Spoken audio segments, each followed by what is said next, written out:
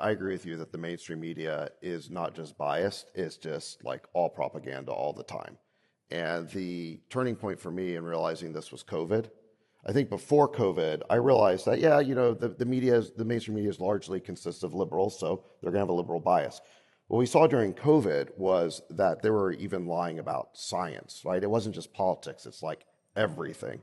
We were told that the pandemic was a pandemic of the unvaccinated, even if you got what they were calling the vaccine, it didn't actually stop the spread. You go on and on that, we had to basically do social distancing, except when the riots of 2020 happened, then you're allowed to go outside and actually participate because it's a social justice cause. So therefore the health changes. I mean, it was like on and on No and on. church, but you can go to a protest. Right. So no surfing. So it was like, for me, it became so obvious that that the media is just, again, it goes way beyond bias. It's just all wrong. Now, at the same time, I think that you do raise a good point, which is once you're outside the world of the prestige media, yeah, you are kind of on your own. You're on independent platforms. I use X to try and figure out, who I should listen to. And the way I do it is I compare who said what compared to what actually happened. So like who ended up being right about the issues. And then I will follow them more and I will defollow the people who are wrong. It's really simple. So I found this fascinating clip from the All In podcast. And boy, there was a lot of good conversation that went on there. And I want to focus on specifically the media point about what he said. Hey, this is how the media exposed themselves. This is how the media lost credibility in the eyes of many Americans, and especially many people who are politically active online, is that we did that test, right? The Biden laptop story. Oh, that's misinformation. That's Russian disinformation, conspiracy theory, whatever. Ban it across all news websites. Ban the New York Post because they broke the story. 2 years later, that was confirmed to actually be real. But if you said it was, hey, look at the Biden laptop story during the 2020 election, people will call you, liberals would have called you conspiracy theorists. The natural immunity thing with COVID. Oh, natural immunity doesn't stop COVID. What? Natural immunity is a consistent pattern that happened for every other disease known to man. Yet you think it doesn't apply to COVID? Somehow COVID's so special? Misinformation, disinformation, conspiracy theory. Donald Trump said, it's coming from China. You got Fauci and all the media saying, oh, that's disinformation. There's no evidence that the disease was originated in a lab in Wuhan. Imagine that. The media told you not to trust the sitting president of the United States who has more intel than the average American. The journalists themselves will get their information from government officials. So government officials, aka the president of the United States, tells you, hey, this came from a lab in Wuhan, and it came from China, and the media finished gaslighting us for 2 years, telling us this is not the case. It didn't originate in China. And then what happened? After he loses the election, after they got their peoples in there, after they're safe to admit their faults and mistakes, yeah, the 100 laptop story was correct. Yeah, it was gain-of-function research, and Fauci actually funded it. And yeah, it came from a lab in Wuhan, just like Trump said. And you wonder why there's people in America that trust Donald Trump more than they trust the lies and the framings of the mainstream media. You wonder why. You wonder why many people on the left love content moderation. You wonder why many people on the left love censorship. Because they know if people can evaluate past comments and validate and check them through current events and see, oh, this person 2 years ago said that this was the case. We all didn't believe him. And then 2 years later, he's been proven right. This is why they need censorship. This is why the left needs censorship. This is why the left hates critical thinkers. And I remember I did a video. I got so much hate for it from the left. Oh, the left liberals actually do think critically, Kenny. Liberals actually do want people to think critically about these issues. Well, your party don't seem to want to. All the institutions that's heavily controlled by your ideological companions don't seem to agree with you. Media controlled by liberals. Only 3% of journalists are Republicans. 89% of the news covered on Donald Trump is negative. 87% of the news covered on Harris is positive by the mainstream media. Me, as a conservative, highlights bias. Somehow you dodge the question. Somehow you dismiss my point saying it's talking points. Oh, this is an effort to discredit the media. No, the media discredit themselves, and you're just mad many Americans are noticing. But I want to dive deep into this conversation because it's going to play an important part when I get to when Megyn Kelly debates this guy about Trump's charges and how the same game is being played again today. Let's take a look at this. Let this guy finish his thoughts, and then I'll jump into the Megyn Kelly clip. Them more, and I will defollow the people who are wrong. It's really simple. For example, on the issue of Ukraine, the number one quoted source in the mainstream media is a think tank called the Institute for the Study of War. It's basically a neocon-funded think tank who are the relatives of Victoria Nuland, who was the architect of our policy in Ukraine. Everything they've written over the past 2.5 years about Ukraine has been proven wrong. They said that the summer counteroffensive last summer was going to be a giant victory. It ended up being a disaster. Sorry, these are her relatives, you're saying? Her relatives. And the mainstream media, the New York Times, so on, quotes ISW. If you go look at the citations, it is the single most cited authority by the mainstream media, and they are consistently wrong. Who was right about the summer counteroffensive? Well, I was. For example. Imagine that. And this is what I'm talking about. You checking 3 sources, but if your 3 sources all come from the same ideological bent, is that really a reliable information? It's the same thing. It's the same argument I bring about climate change. How the fact that they will reference 3 people, but all of them are in the same little club, the same little clique. And I'm like, yo, why you can't reference sources of one that agrees, disagrees, or in the middle? Why your 3 sources can't be like that? No. Oh, I referenced 3 people. I talked to 3 people. I was able to fact check and verify with these 3 people who are highly regarded experts in the field using appeals to authority, which is a fallacy. That means climate change is an actual problem. Then you, little old me, do my research. Okay. 2023 was heralded as the hottest year ever. How hot was it compared to previous years? 0.6, like a sixth of a degree hotter. And I'm like, huh? So you want me to stress out, go crazy over it being 0.6 degrees hotter? Uh-huh. And this is how my take on climate change, and then I'll move on to the Megyn Kelly clip. My thing with climate change is I don't care about climate change. Climate change is an exaggerated problem. What I care about is climate danger. What do you mean by that? It's a framing that many people who disagree with the climate catastrophizing narrative that the media and many people on the left that believe in climate change love to push is this idea that, hey, I'm only concerned about the climate if you can prove that it's threatening to the survival of human beings, human flourishing. Last time I checked, more people died of cold than hot. So isn't global warming beneficial to human flourishing than global cooling, if that makes any sense? And if climate change was so bad, what time period can you point was the perfect time the climate was all in balance, right? Because last time I checked, this entire world used to be ice. So where you want to go? Where you want to go?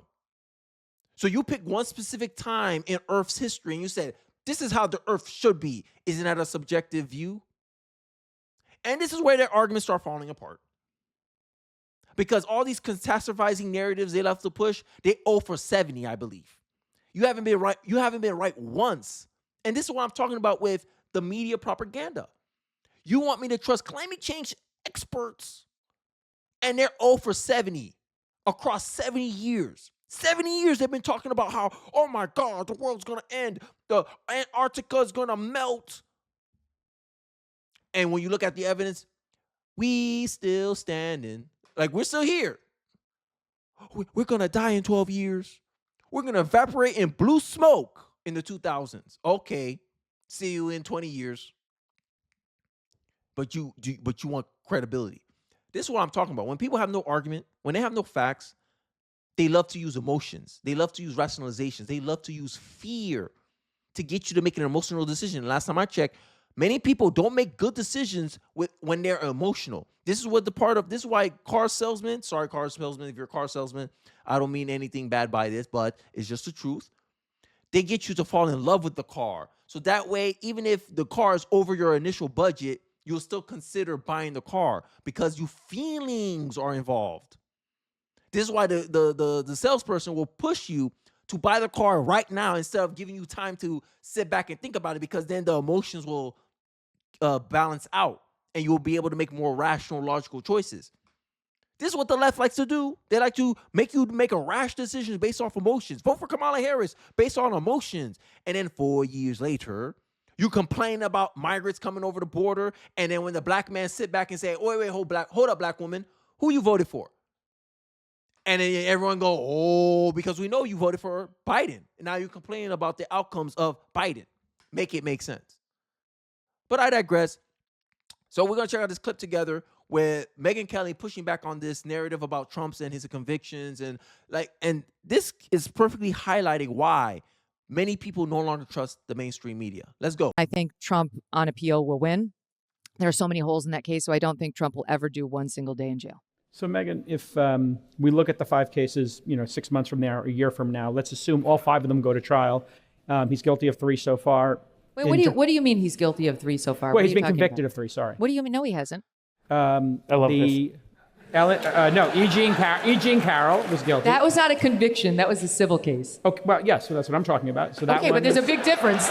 It's still he was. You see how the propaganda works? Like this is what happens when you only listen to what mainstream media, because this is the funny part I get in my comment section sometimes with people who disagree with me or my dissenters. My dissenters will say, Kenny, you're talking in talking points. And I'm going, no, I'm just doing based on like some research that I did, and I'm making statements based on that. I'm making my opinions based on that. If you want to take it as a talking point, fine. But is my talking point false? Is it wrong? And this is how I always perceive that, you're just trying to dismiss my argument because you don't have one.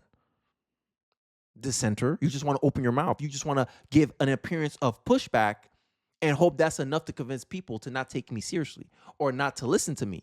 And this is I know the game. I've been around a lot of liberals my life, right? Like, come on, I'm black. I grew up in a community that votes 90% on a good day for the Democratic Party. I know y'all tactics like the back of my hand. I know what y'all like to do, what you don't like to do, what makes you comfortable, what not make you comfortable, but you don't know nothing about me because I know y'all some of the most intolerant, closed-minded people I've ever met in my life. I'm talking about Democrat voters, usually. If I don't meet a Democratic voter that's not like this, I am pleasantly surprised.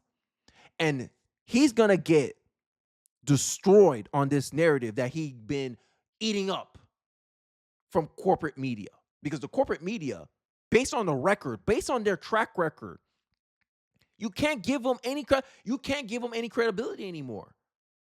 You have to look at them as if from a distrusting filter. Like, in my view, every American within the sound of my voice, corporate media, anything that comes out of their mouth, left, right, I don't care, you automatically should be, your default should automatically be skeptical. I'm skeptical of everything they're trying to sell me until I can verify what they said.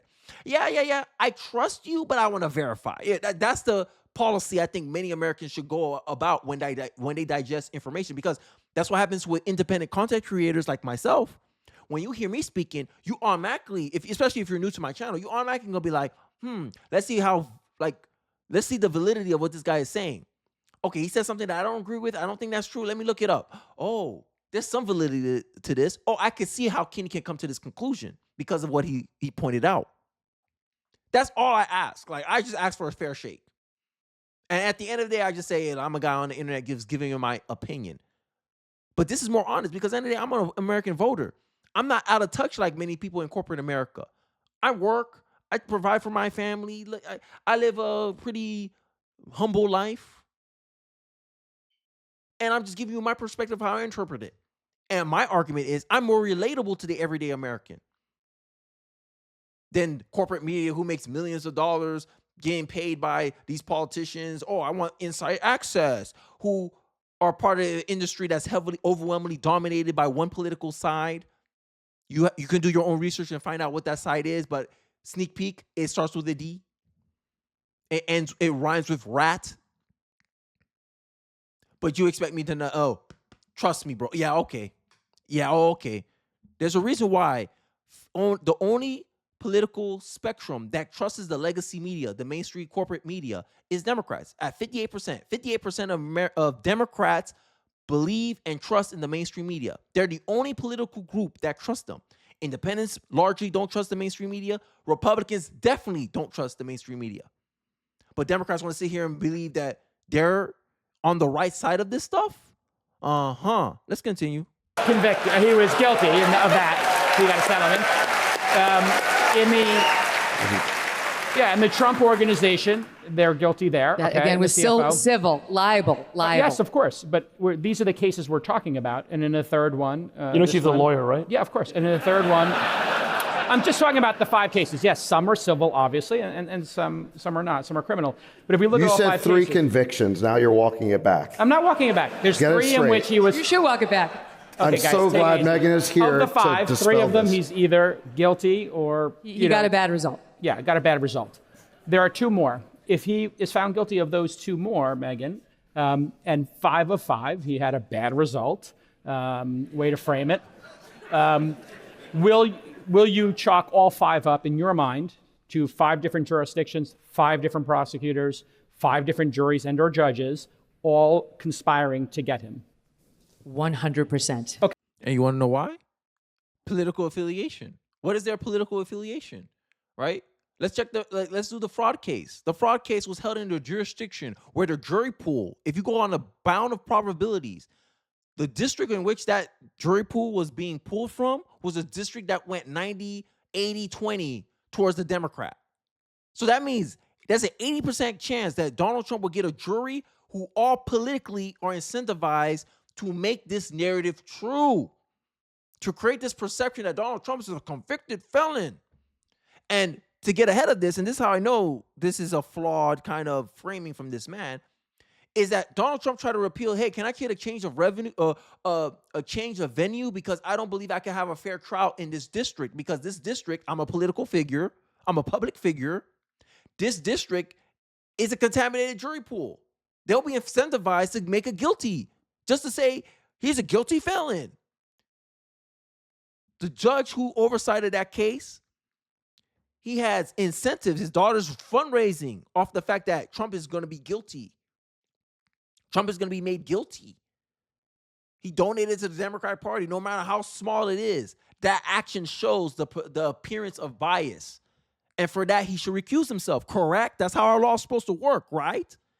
If you found out a judge has a negative view of black men, and you're a black man, and you request, hey, I want this judge recused of himself because he made comments about how black men are criminals. Everyone will agree with me and say, yeah, he should recuse himself. Even if it was just a joke, he should recuse himself because we don't want to give the appearance of bias. Same thing for this guy. Didn't recuse himself. He convicted Donald Trump of the felons. The corporate media gets their narrative, and they ran with it to convince all of America to follow suit. This is why I said the media's job is not to inform people. It's to control their perception. I digress. I'm done chiming in. Let's finish out the rest of this video. Okay. Yes. That's all I wanted to hear your answer to. 5 of 5, 5 different jurisdictions. Yeah. You think it's all E. Jean lawfare? Carroll, they changed the law so that she could bring a civil lawsuit No against problem. him, and she did. New York went 87% for Joe Biden. That fix was in right from the start. The There you fraud go. trial that Letitia James brought against him has never been brought. There's no victims. The banks who were involved said, we didn't lose a penny. What are we doing here? We weren't damaged. Nobody was complaining except Tish James, who ran for office saying, I will get him. Then you have Alvin Bragg, who's Good. All these are good arguments. Pretty much, hey, bias, political motive. You have a political motive to do with this. And did they do any way to persuade this appearance of bias? No. Most Americans agree with me that this was politically motivated.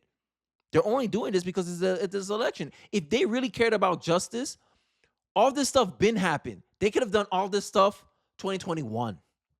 But they waited till 2024 to do all this stuff. Why? That's the question Americans should ask themselves. Why they waited 3 years after Donald Trump got out of office to prosecute him for all this stuff when they could have done this in 2021? And now they're complaining that the courts are taking too long to move. You should have started this in 2021. Why? Because you wanted to use this to politically hurt Donald Trump. Anyone with a lot like common sense, critical thinking could come to the same conclusions that I did. But the media wants you to play, oh no, look, Democrats are good guys. They'll never do that. They're angels. Okay. There's a George Soros funded prosecutor who doesn't like to prosecute any crime in New York City, where I lived for 17 years, except if your name is Donald Trump. Let's go down to Georgia, where Fani Willis and Nathan Wade couldn't keep their libidos in check long enough to actually bring this case against Donald Trump.